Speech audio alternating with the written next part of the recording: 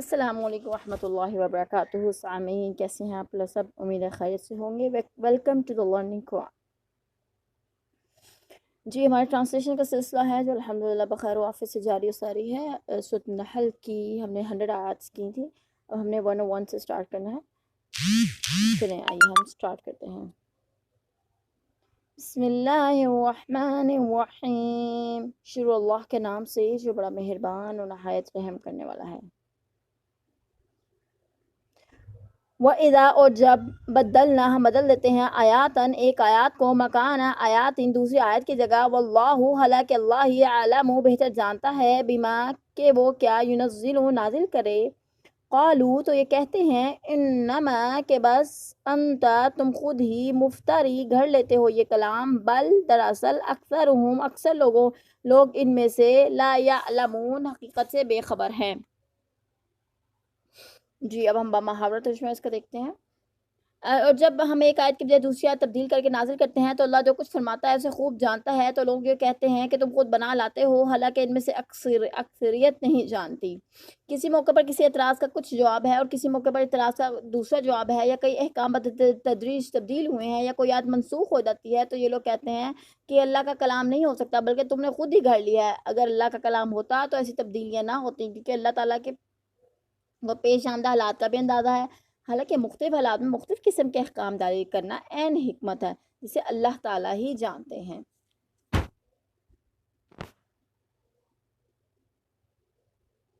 قل کہہ دو نزلہ کہ نازل کیا ہے روح القدس نازل کیا ہے اسے روح القدس نے میں ربکا تمہارے رب کی طرف سے بالحق کی بالکل ٹھیک لیثبتا تاکہ ثابت قدم رکھے الذین آمنوا ایمان والوں کو وہدن اور ہدایت دے وبشرا اور بشارت دے اور بشارت ہے للمسلمین فرمانبرداروں کے لیے. کہیے کہ اس قرآن کو روح القدس نے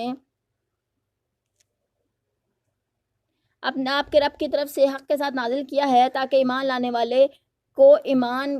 لانے والوں کے ایمان کو مضبوط بنا دے اور مسلمانوں کے لیے ہدایت اور بشارت ہے. روح القدس کہتے ہیں جبرائیل امین کو. ٹھیک ہے. اچھا اب یہ بشارت کس کی وجہ سے ہے؟ اس کی وجہ سے مومنین بشارت کے مسلمانوں کے لیے قرار دیا ہے اس کو اللہ پاک نے ہدایت, کیونکہ اس کے سے مومنین کے دلوں کو ایمان پہ جما دینا ہے اور ان میں اس بات استقلال پیدا کرنا ہے. اس کے علاوہ مومنین کو بوقت ضرورت ہدایت دی جا سکے. بشارتوں سے اہل ایمان کی ہمت بھی بڑھانا مقصود ہے. وَلَقَدْ نَعْلَمُ اور ہم خوب جانتے ہیں اَنَّهُمْ کہ وہ ضرور یعقلون کہیں گے انما کہ در حقیقت یعلمہ سکھاتا ہے بشر اس کو بشر ایک آدمی لسان حالانکہ زبان لسان الذی حالانکہ زبان اس شخص کی یلحدون اشارہ کرتے ہیں یہ الیہ جس کی طرف عجمی ہے. وَهَذَا لسان اور اس قرآن کی زبان عربی مبین عربی ہے جو فصیح ہے.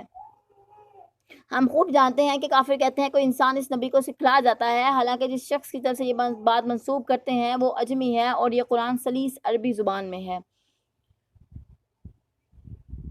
جن لوگوں کے بارے میں یہ الزام لگایا کیا تھا کہ وہ عرب نہ تھے بلکہ عجمی تھے اور تورات انجیل کی تعلیم سے واقف نہ تھے, اب وہ شخص عربی لسان ٹھیک سے بول بھی نہ سکتا ہو, وہ ایسا کلام کیسے بنا سکتا ہے جس کی نظیر لانے سے عرب کے شعراء اور ادبا قاصر رہے. اس کے علاوہ بالفرض محال تصور کر ہی لیا جائے کہ دنیا میں کوئی ایسا انسان موجود ہے جو کہ ویسی قابلیت رکھتا ہے تو وہ اتنا گمنام کیسے ہو سکتا ہے. پھر وہ ایسا کلام جس نے جانثاروں اور جان فروشوں کی جماعت پیدا کر دی خود پیش کرنے کے بجائے کسی اور کے حوالے کیسے کر دے گا. تو یہ کفار مکہ کے لیے اللہ پاک فرماتے ہیں جب وہ کہا کرتے ہیں کہ اس کو خود سے بنا لیتے ہیں. یہ ان الذین حقیقت یہ ہے ان الذین لا یؤمنون حقیقت یہ ہے کہ جو لوگ ایمان نہیں لاتے بھی آیات اللہ کی آیات بے لا یہدیہم اللہ نہیں ہدایت دیتا انہیں اللہ ولہم اور ان کے لیے ہے عذاب علیم دردناک عذاب. بلا شبہ جو لوگ اللہ کی آیات میں ایمان نہیں رکھتے انہیں اللہ کبھی راہ پر نہیں لاتا اور ان کے لیے المناک عذاب ہے, یعنی کہ اللہ زبردستی ہدایت نہیں دیتا. انما حقیقت یہ ہے یفتری گھڑتے ہیں کہ حقیقت یہ ہے کہ گھڑتے ہیں یفتری الکاذبہ کہ گھڑتے ہیں جھوٹ الذین وہ لوگ جو لا یؤمنون نہیں ایمان لاتے بآیات اللہ اللہ کی آیات پر وَأُولَئِکَ هُمُ الْکاذبون اور یہی لوگ ہیں جھوٹے. جھوٹ تو صرف وہ لوگ افترا کرتے ہیں جو اللہ کی آیت پر ایمان نہیں لاتے اور یہی لوگ جھوٹے ہیں. اچھا اس میں اللہ پاک کی فرما رہا ہے نبی تو جھوٹ نہیں کرتے نہ ایمان لانے والے یہ کام کر سکتے ہیں بلکہ وہی کر سکتے ہیں جن کے ایمان دل سے خالی ہوں. من کفر جس نے کفر کیا باللہ اللہ کے ساتھ من بعد ایمان لانے کے بعد اللہ سوائے من اکرہا اس شخص کے جو مجبور کیا گیا وقلبہ اور اس کا دل مطمئن ہو بالایمان ایمان پر تو وہ تو معذور ہے ولیکن اس کے برعکس من شرح بالکفر صدرن جس نے دل کی رضامندی سے کفر قبول کیا فعلیہم تو ایسے لوگوں پر غضب من اللہ کا غضب ہے ولہم اور ان کے لیے ہے عذاب عظیم عذاب عظیم. جس شخص سے ایمان لانے کے بعد اللہ سے کفر کیا لا یہ کہ وہ مجبور کر دیا جائے اور اس کا دل اطمینان میں مطمئن ہو تو یہ معاف ہے مگر جس نے برضا و رغبت کفر قبول کیا تو ایسے لوگوں پر اللہ کا غضب ہے انہی کے لیے بہت عظیم عذاب ہے. یہ آیت ان دنوں میں نازل ہوئی تھی جبکہ مکہ میں مسلمانوں پہ ظلم کے پہاڑ توڑے جا رہے تھے. کمزور اور غریب مسلمان خاص طور پر ایسے مظالم کے لپیٹ میں آئے ہوئے تھے. انہی میں سے ایک مثال حضرت عمار ابن یاسر کی ہے. ان کے سامنے ان کی والد یاسر کو شہید کر دیا گیا. ابو جہل لعین نے آپ کی والدہ کی شرمگاہ میں نیزہ مار کر انہیں شہید کر دیا اور خود انہیں شدید ترین اور ناقابل برداشت اذیتیں دی گئیں. مجبور ہو کر انہوں نے وہ کلمات ادا کر دیے جو ظالم کہلوانا چاہتے تھے. پھر حضرت عمار ابن یاسر رضی اللہ تعالیٰ عنہ روتے ہوئے آپ صلی اللہ علیہ وآلہ وسلم کی خدمت میں حاضر ہوئے اور معذرہ بیان کیا کہ میں اس وقت تک نہیں چھوڑا گیا جب تک میں نے آپ کو برے الفاظ سے یاد نہیں کیا اور جب تک ان کے بتوں کی تعریف نہیں کی. آپ صلی اللہ علیہ وسلم نے فرمایا تمہارے دل کا کیا حال ہے؟ فرمایا ایمان پہ مطمئن ہے. آپ صلی اللہ علیہ وسلم نے فرمایا کہ اگر وہ تمہارے ساتھ ایسا سلوک کریں کہ تو دوبارہ ہی ایسا کرنا مگر یہ صرف رخصت ہے ایسا کرنا ضروری نہیں بلکہ صحابہ کرام ہی میں سے عظمیت کے ایسے پہاڑ تھے کہ انہوں نے اپنے جسم کی بوٹی بوٹی ایک ایک کر کے اتروانی منظور کر لی مگر کلمہ کفر کا کلمہ ادا نہیں کیا جیسے حضرت خبیب بن زید انصاری رضی اللہ تعالیٰ عنہ وغیرہ. ذالک یہ اس لیے ہے کہ انہوں نے بھی انہم پسند کر لیا ہے ذالک بانہم مستحبو اس لیے کہ انہوں نے پسند کر لیا ہے الحیات دنیا کی زندگی کو علی الاخرہ آخرت کے مقابلے میں وان اللہ اور یقیناً اللہ لا یہدی نہیں ہدایت دیتا القوم الکافرین ان لوگوں کو جو حق کا انکار کرتے ہیں. یہ اس لیے کہ انہوں نے آخرت کے مقابلے میں دنیا کی زندگی کو پسند کر لیا ہے اور پسند کیا اور اللہ کفر کرنے والوں کو ہدایت نہیں دکھاتا.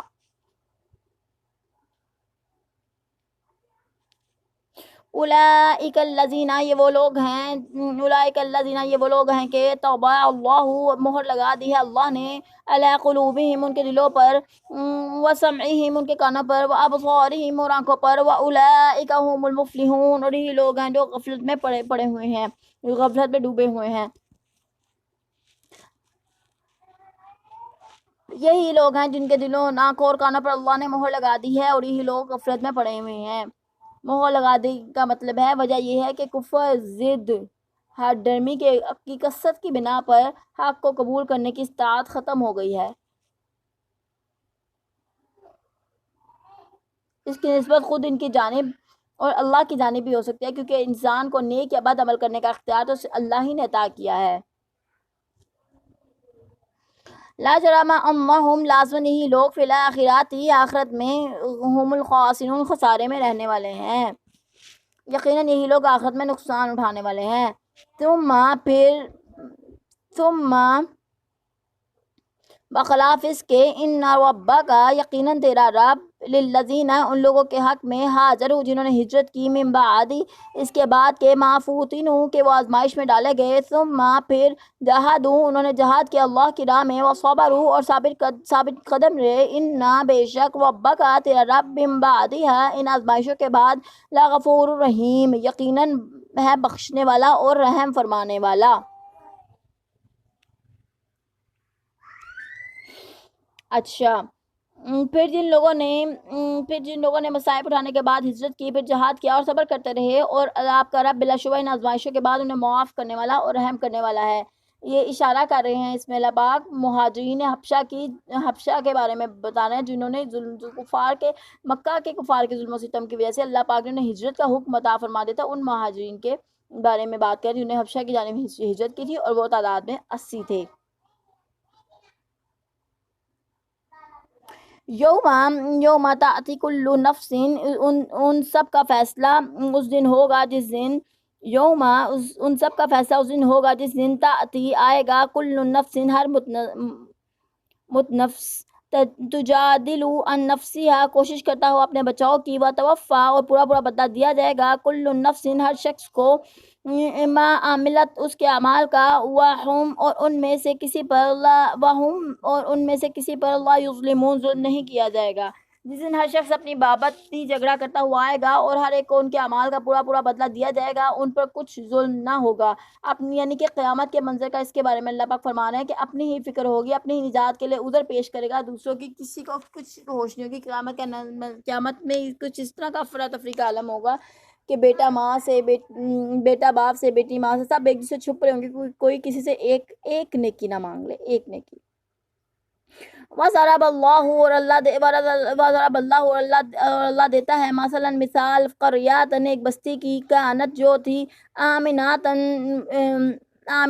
امن، مطمئناتن، اور اطمینان والی، یاتیہا، پہنچتا تھا انہیں، رزقوہا، ان کا رزق، راغدن، بافراغت، من کل مکان، ہر جگہ سے، فکفرت، پھر ناشکری کی ان لوگوں نے، بِأَنْعُمِ اللَّهِ، اللہ کی نعمتوں کی، فَأَذَاقَهَا، تو چکایا انہیں، اللہ نے، لباس الجوع، مزہ بھوک کا، والخوف، اور خوف کا، بما كانوا يصنعون، بسبب ان کرتوتوں کے جو وہ کرتے تھے۔ اللہ تعالیٰ نے ایک بستی کی مثال بیان کرتا ہے کہ جس میں امن اور چین تھا، اور ہر طرف سے اس کا رزق اور اس سے بافراغت پہنچ رہا تھا، پھر اس نے اللہ کی نعمتوں کی ناشکری کی تو اللہ نے ان کے کرتوتوں کا مزہ یہ دکھایا کہ ان پر بھوک اور خوف کا عذاب مسلط کر دیا۔ اللہ پاک اس بستی کی مثال بیان کریں، حضرت ابن عباس رضی اللہ تعالیٰ عنہ کے مطابق یہ مثال مکہ کے بارے میں بیان کی گئی، جو نعمتیں قریش کو حاصل تھیں، ان کا کچھ اشارہ اس آیت میں ملتا ہے۔ پھر جس نے انہیں بھوک کی حالت میں کھلایا اور خوف سے امن دیا۔ تولیت کعبہ کی وجہ سے انہیں احترام کی نگاہ سے دیکھا جاتا تھا، اور ان کے تجارتی قافلے بلا روک ٹوک سفر کرتے تھے، حتیٰ کہ جس قافلے کو قریش کی جانب سے پروانہ راہداری مل جاتا وہ بھی بآسانی سفر فرما دیتے تھے۔ ابھی حضرت ابراہیم علیہ السلام کی دعا کی وجہ سے پھل وغیرہ اور دیگر اجناس مکہ میں بافراغت پہنچ جاتے ہیں، تب بھی پہنچ جاتے تھے۔ ٹھیک ہے،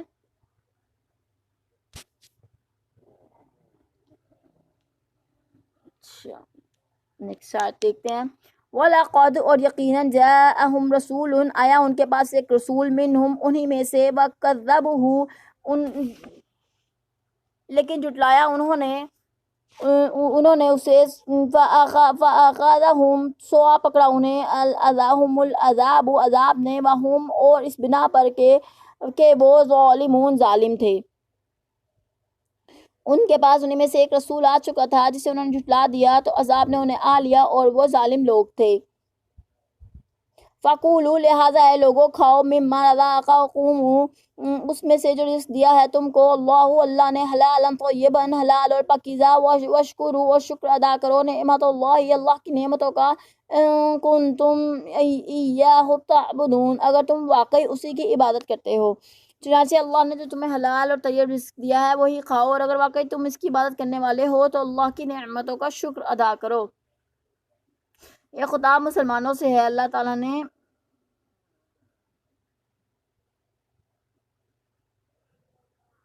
اللہ پاک مسلمانوں سے فرما رہے ہیں یہ۔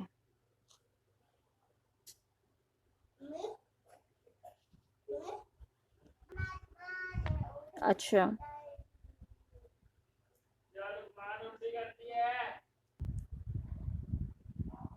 انما، حقیقت یہ ہے کہ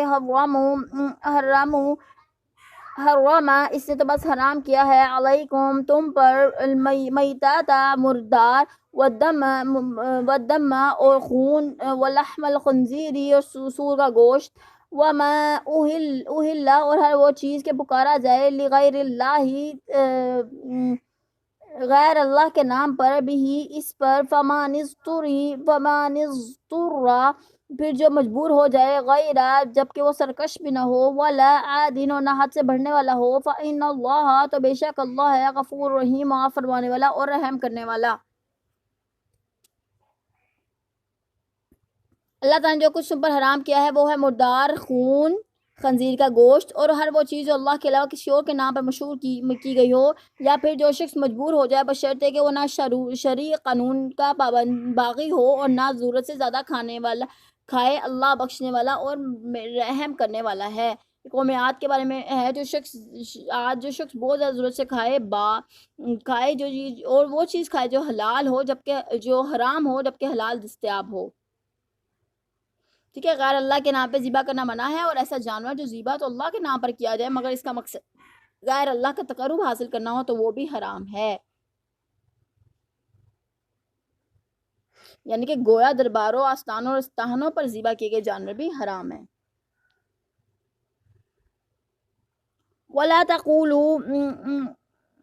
ولا تقولوا نہ کہہ دیا کرو تم لمام ایسے ہی جو تعصف آ جائے السیناتکم تمہاری زبان پر الکاذبہ جھوٹ موٹ کے ہذا حلال یہ حلال ہے وہذا حرام اور یہ حرام ہے لتفتروا تاکہ بہتان باندھو تم علی اللہ پر اللہ الکاذب اللہ پر جھوٹ کا ان الذین بے شک وہ لوگ جو یفترون بہتان باندھتے ہیں اللہ پر اللہ الکاذب اللہ پر جھوٹ کے لا یفلحون وہ ہرگز فلاح نہیں پائیں گے۔ جو جھوٹ تمہاری زبانوں پہ آ جائے اس کی بنا